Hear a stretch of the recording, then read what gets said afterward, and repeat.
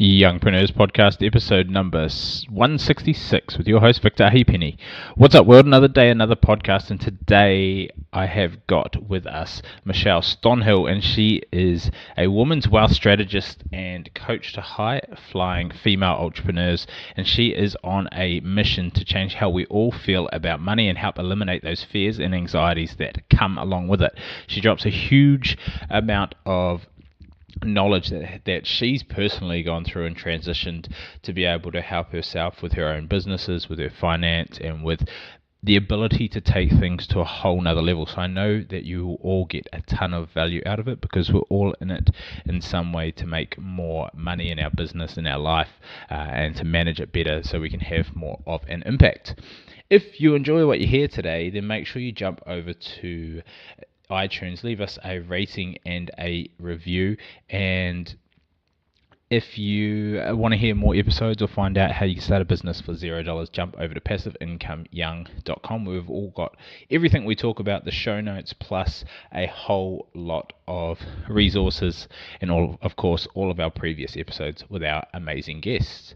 And finally, with it being that time of the year, I just wanted to wish you all a Merry Christmas, a Happy New Year. I hope you set some goals and you smash them this year. If you haven't, or you've still got some you want to tick off, then make sure you add them to that 2018 list and hit the ball running. I'm looking forward to hearing, sharing, and seeing what you've all been up to for that time.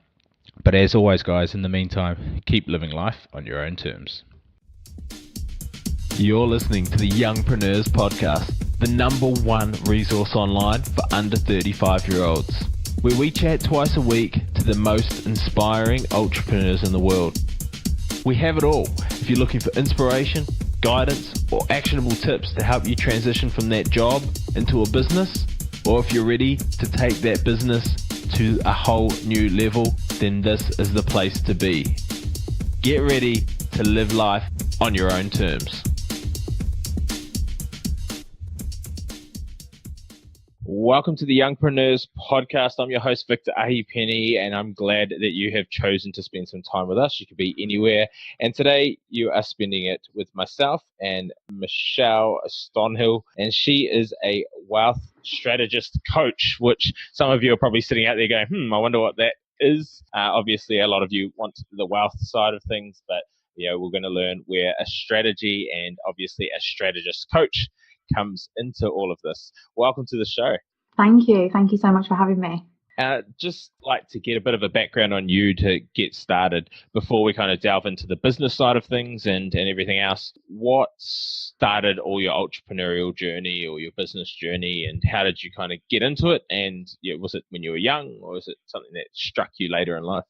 Actually, I think my background when I was young had a huge part in me resisting the entrepreneurial path for a really long time, actually.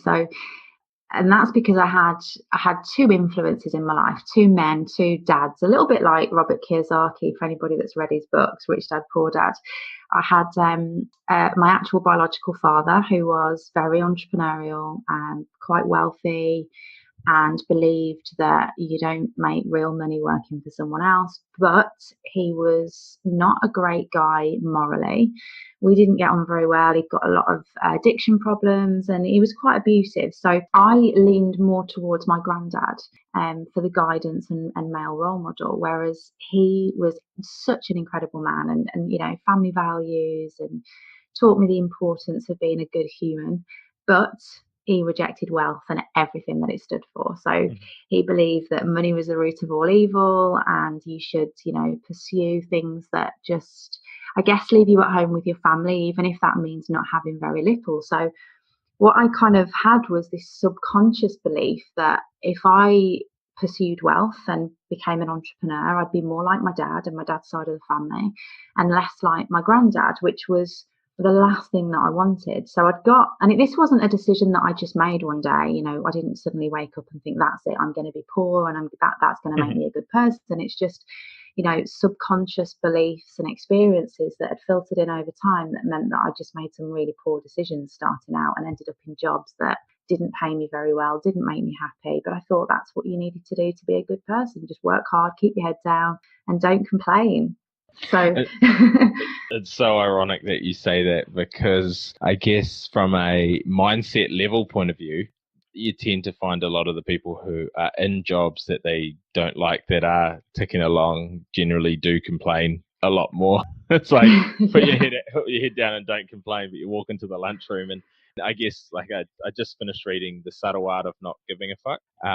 And it's a really good book, but it talks about, deciding in life what you're going to give a fuck about. Like, Uh-huh. as in, if you lose $20, is that, walking down the street, is that going to ruin your day? Or do you, a lot of that kind of mindset side of things. And I guess once you kind of stop worrying about the mundane and the smaller things, and it also talks in there, when you were saying about the money bringing unhappiness, or the money being the root of evil. He talks about Buddha's backstory in the book, and it was how he was a prince. When he was born, his dad wanted to keep him out of what the horrors of the rest of the world. So he wasn't allowed out of the castle. Everything was brought onto him, and he was extremely unhappy. One day he escaped, and then he went and lived on the street for years.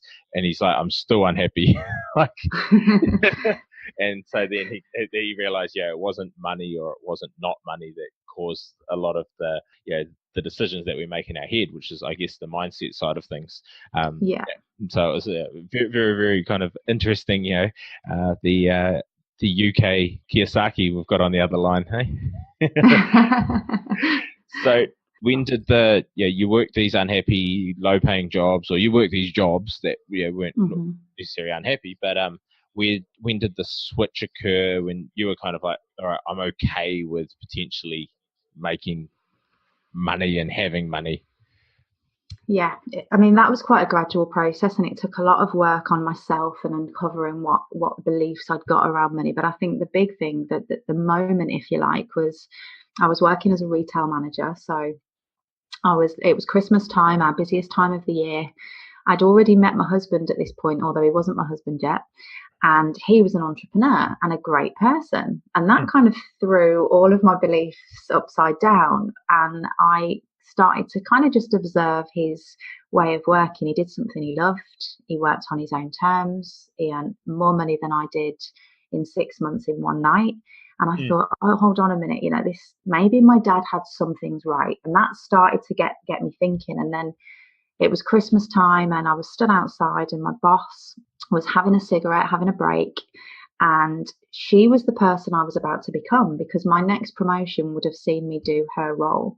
And she looked 10 years older than she actually was, absolutely exhausted, miserable. And she was talking about the fact that her little boy was going to have to go and spend Christmas with his dad. And he was crying about that morning, because he was worried that he didn't know if Santa Claus was going to be able to find him.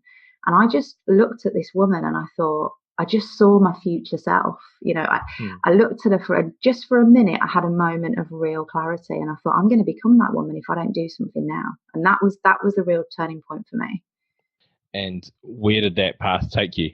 Well, first of all, it's a lot of struggle, because I left my job. I did something totally radical. I just walked out that day. I got my bag and I left. And I thought, if I don't do something radical, I'm gonna keep playing safe, because the job was keeping me playing small, because it was a regular income, and I knew I needed to make myself feel really uncomfortable and kind of have to have the attitude of, this has to work. So I just left.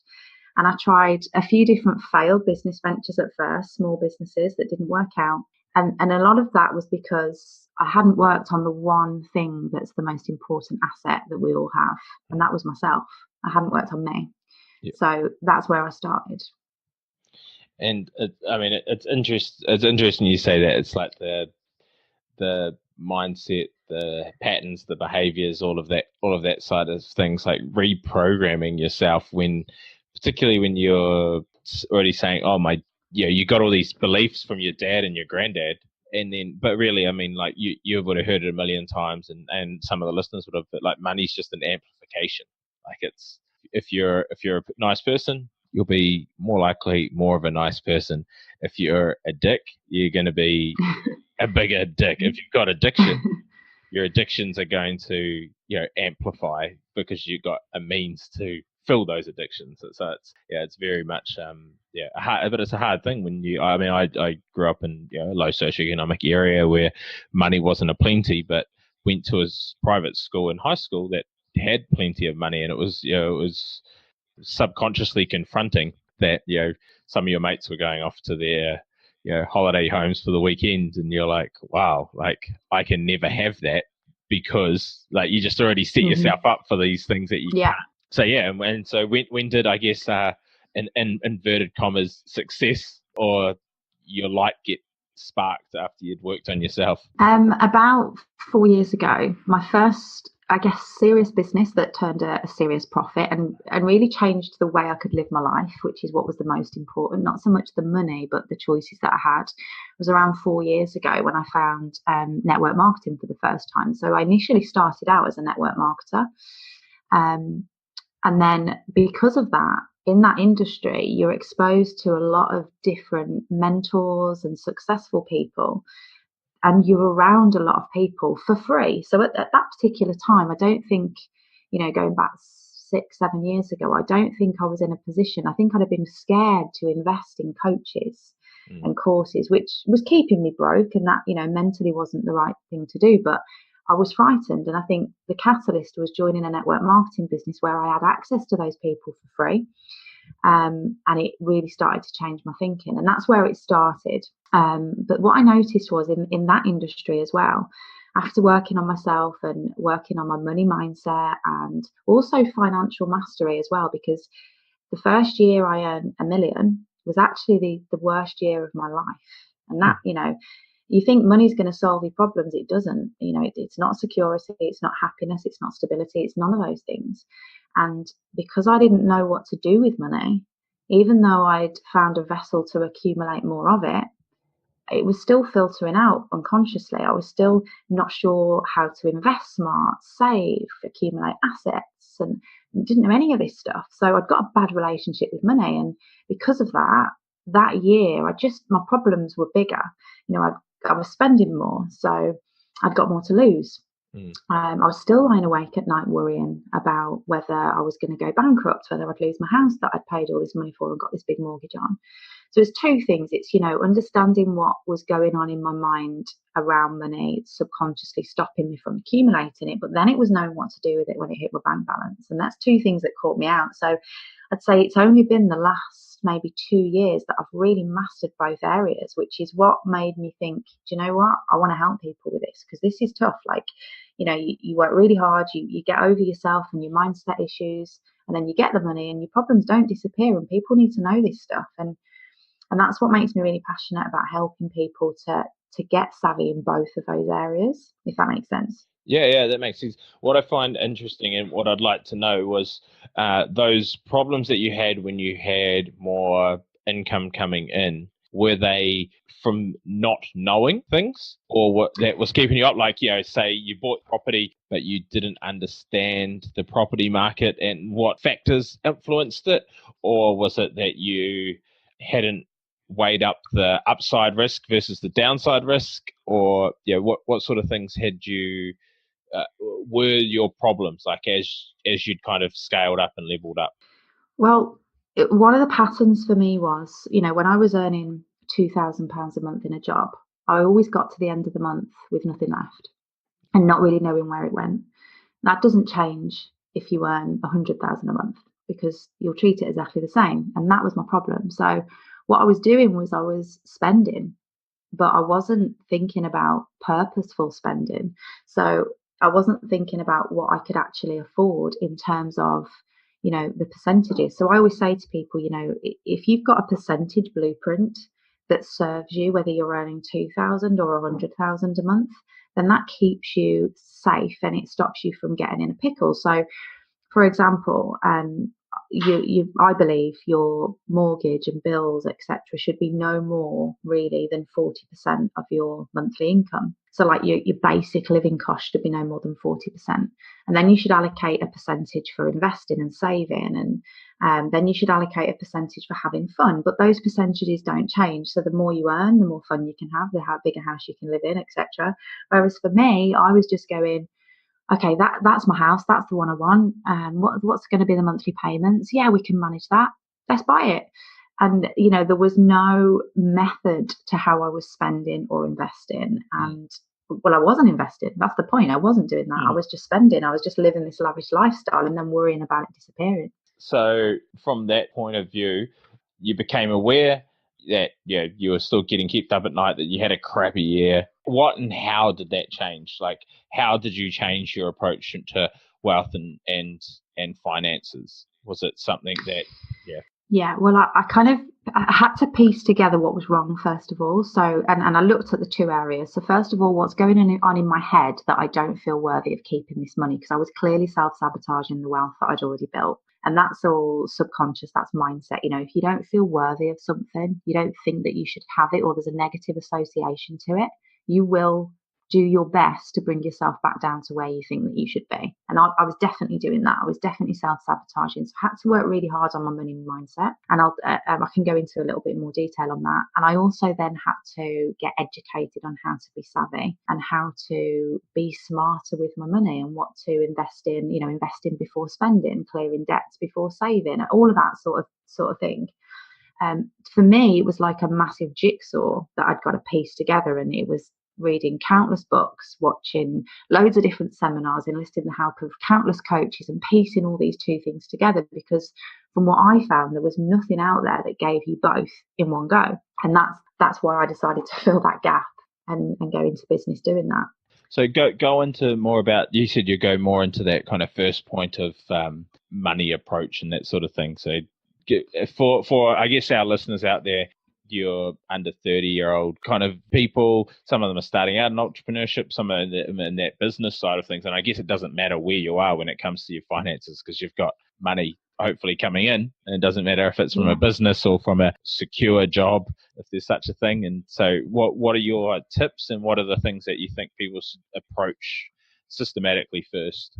I think, well, first of all, it's understanding what's going on in your subconscious. It's, it's a really, it's an amazing piece of kit that we've got sat in our brain that we don't use. We just kind of let it run us if we're not careful. So what I mean by that is, if you imagine it like a computer system that is storing everything. So every conversation you have, you might not be aware of it because it has to, our brain has to filter a lot of the stuff that we don't need because we're exposed to millions of pieces of information every second. But your subconscious is recording everything, and it's doing that to make it easier for you to make decisions. So a little bit like Google, it will get used to you, and your computer will get used to the sort of things you search for, and it'll throw up suggestions for you. Facebook does the same. That's like your subconscious, but way cooler and way more complex. Now, if you have a negative build-up, if you like, on the subject of wealth, money, success, sat in that subconscious, that's going to be working against you. You're going to be instinctively making different decisions than that of a wealthy person with a wealthy mindset. So the first thing I would suggest for someone that's like hearing this for the first time and thinking, well, how do I even get started on fixing that, is just keep it simple and understand that it's your subconscious is very obedient. So first of all, you want to uncover what's sat in there, what associations, experiences are sat in there that potentially are working against me and making me, make some poor decisions. So it's really easy to do this. And you just grab some paper. When I first did this, it was like 5-10 pages worth of notes that I had afterwards, and just empty your head on any negative association that comes up for you. Take some quiet time and really go there. Like anybody that you think's a bit of a dick that's wealthy, write them down. Anything that, if you've ever been stolen from, if you've ever heard arguments about money, any negative association or experience, just get it on paper. And then I use a clearing process where you just go through, read every one, thank the belief because it was valuable for you at some point, and then cross it out and just say cancel, clear, delete. Because what you're doing is you're telling your subconscious that it's okay to release that, and then you fill it up with better beliefs. So you can do that through positive affirmations. So I use affirmations to change beliefs. I'm wealthy. It's easy to be wealthy. One of the really common limiting beliefs is that you can't be wealthy and have time. Being wealthy is hard. It's not. And that's just another belief, and it'll become your reality if you don't fix it. And that was one of my beliefs. So I, use an affirmation every day that money flows to me easily and effortlessly. I'm a money magnet. I can have time and I can have money. I would say these things to myself over and over again. And suddenly my brain's looking for evidence of that. And when your brain's looking for evidence, you inevitably are going to get those results because you're going to be on focused on that outcome. I think there's all super valuable tips. I remember going through a similar one around the clearance kind of side of things. It was just kind of reevaluating your personal beliefs, and it was a speaker or event that I was at. The guy said, 21-year-old pulls up in a Ferrari outside the cafe that you're sitting at, and he walks down to the ATM and he withdraws, $10,000, chucks it in his wallet, and hops back in. You watch him doing that. He's dressed in a nice suit or dressed in fancy clothes.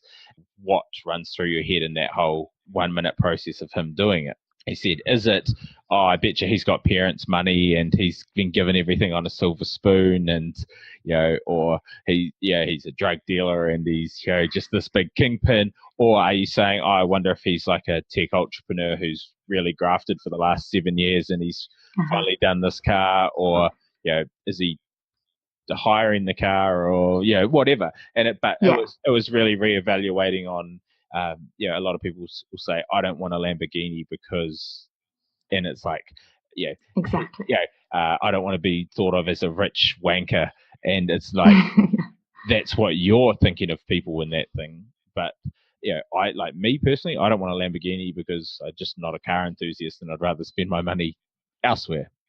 Someone gave me a Lamborghini, I'd drive it around, but it's not something that I would outlay the capital on. And I think once you kind of understand, or like all those steps that you were saying, it's just such a good way to reevaluate and go, well, why can't I have that?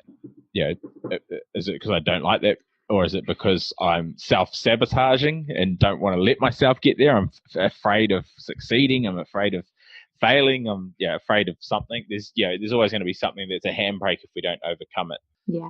Pretty amazing when you do overcome those sorts of things. So diving into the business side of things for a bit, your business that you're helping people with all of this financial literacy and mastery and wealth mastery, how are you acquiring new people to help?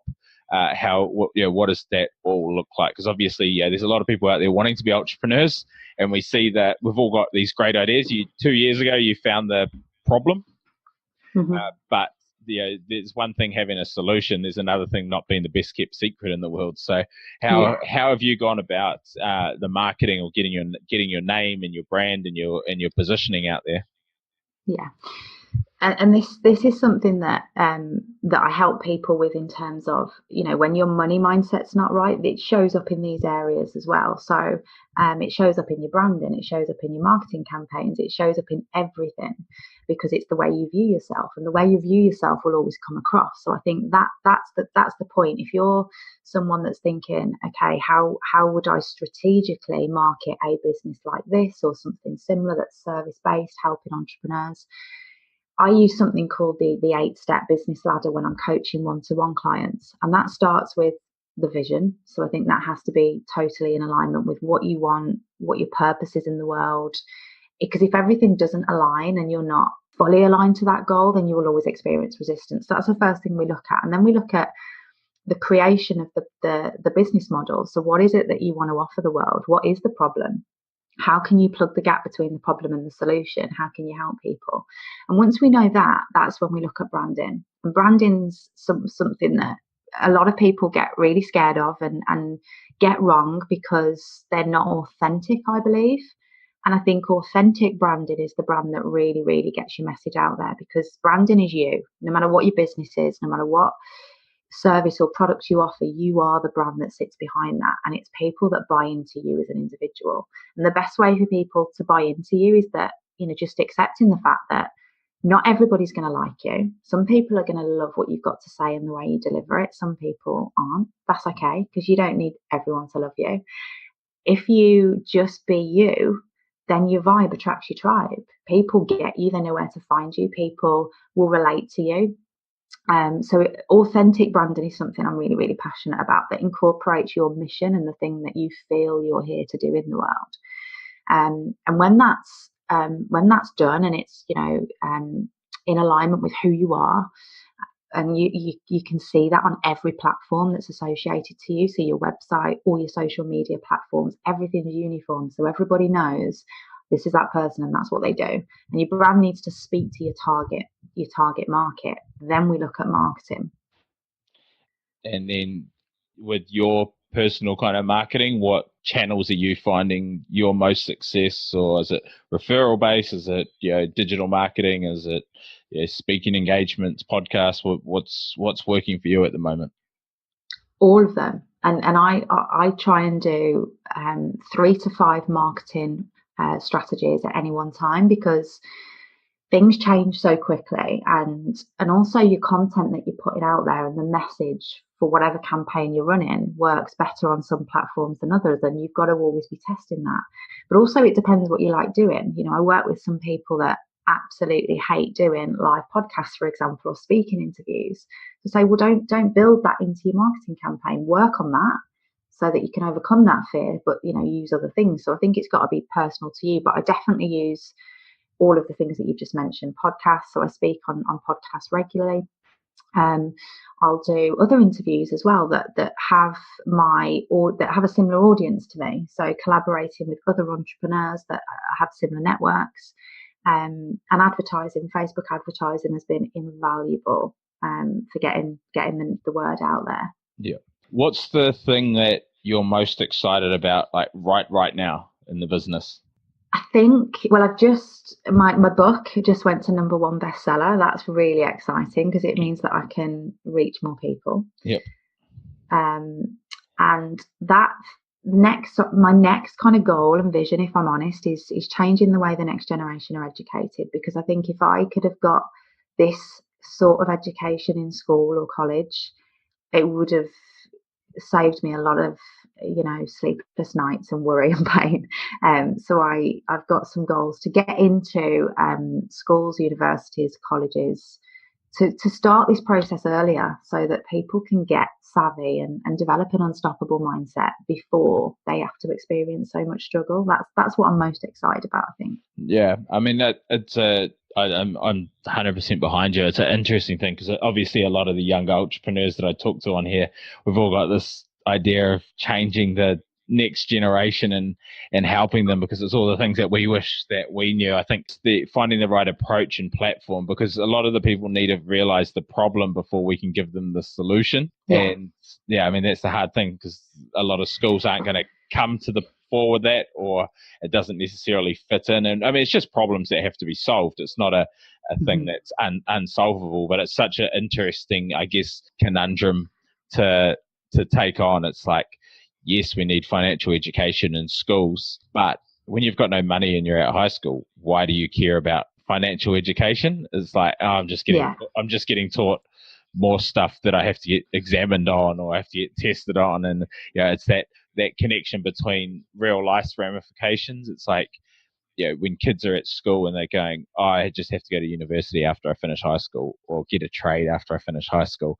Why do I want to learn about this entrepreneurial thing or this business thing? Because I don't have a business, or I'm not an entrepreneur, and all these things. And I think that's the biggest, personally, I think that's the biggest hurdle to overcome, is making the connection for the younger generation of the problem and why the solution can be of benefit to them. But I think you'll definitely, you're on the right track. It's and I'll be interested to follow it and support it where I can. Thank you very much. It's really exciting. Fine. Last couple of questions outside of your book, but I'd love to give your book a plug a little bit later. But what's the biggest book that's had the influence on you, either ever or maybe in the last year? Ever, Robert Kiyosaki's Rich Dad Poor Dad, for sure. That was a big turning point for me.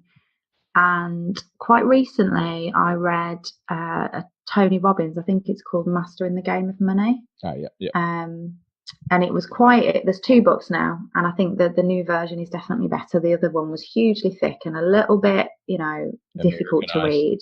Yeah. It was difficult. I liked it, but I found it difficult at the same time, because it was talking about 401ks, and yes, there's things that are applicable, but then you're also like switching off because it's just lingo that's not applicable to you if you're outside of America. But obviously Tony Robbins interviewed some pretty cool people with that and knows some pretty cool people. So the literature, I read another book in a similar vein, but a bit simpler, I guess, which is the Barefoot Investor. It's a Uh-huh. Australian based book, but it's really good. A lot of people, it's Australia's #1 best-selling book at the moment, and it's got a big kind of following. But it's got a lot of sound fundamentals for, like you were saying, get the debt, the pay off the debt first, and then the savings, and then your emergency accounts and all those sorts of things. So it was it was really cool.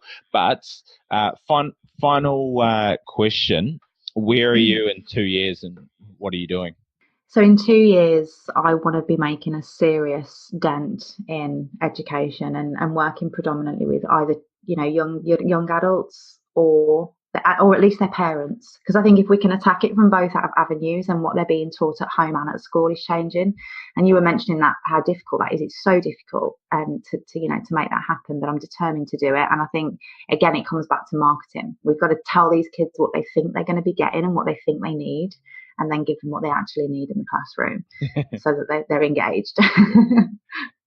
And I just want to thank you so much for bringing your wealth of knowledge, and that was completely pun intended, to the show, and just welcome you to the Youngpreneurs family. If people want to find out more about you, find out where they can connect, and if you want to give that name of your book and give it a bit of a shout out in here, I'm sure there'll be some people wanting to check it out. Then I'd love if you could share that with everybody. No problem, thank you. So you can find out more about the movement on www.michellestonhill.com, or you can always connect with me on Facebook and send me messages if you want to do that.